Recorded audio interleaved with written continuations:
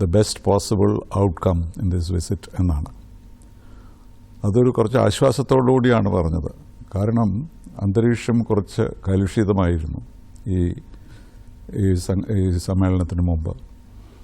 അത് പക്ഷേ ഇന്ത്യയെ സംബന്ധിച്ചതായിരുന്നില്ല എന്നതൊരാശ്വാസമായിരുന്നു. കാരണം പ്രസിഡന്റ് ട്രംപിൻ്റെ പല പ്രഖ്യാപനങ്ങളും ലോകക്രമത്തെ ബാധിക്കുന്നതായിരുന്നു.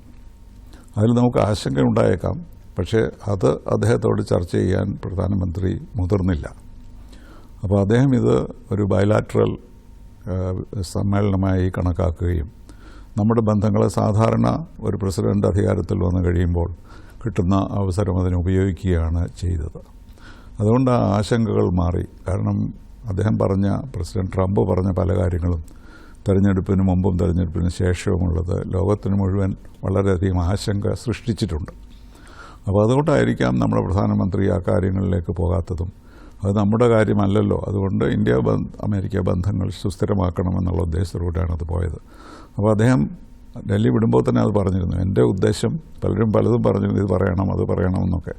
അതിന് മറുപടി അദ്ദേഹം പറഞ്ഞിരുന്നത് എൻ്റെ ഉദ്ദേശം ഇന്ത്യ അമേരിക്കൻ ബന്ധങ്ങൾ ശക്തിപ്പെടുത്തുക എന്നതാണ്. അതിപ്പോൾ നമ്മളിപ്പോൾ റിപ്പോർട്ടിൽ കേട്ടതുപോലെ ഇത്ര വിപുലമായ വളരെ ഡീപ്പായിട്ടുള്ള ഒരു സഹകരണത്തിനാണ് വഴിതെളിച്ചിട്ടുള്ളത്. 1-2 പ്രശ്നങ്ങൾ ഉണ്ടായിരുന്നതും പരിഹരിക്കപ്പെട്ടു. അതിലൊരു പ്രധാനപ്പെട്ട കാര്യം ന്യൂക്ലിയർ എഗ്രിമെൻറ്റിൻ്റെ കാര്യത്തിലാണ്. കാരണം നമ്മൾ Indo U S nuclear agreement sign ചെയ്തതിന് ശേഷവും ഇതുവരെ ഒരു ന്യൂക്ലിയർ സഹകരണവും ഉണ്ടായിട്ടില്ല.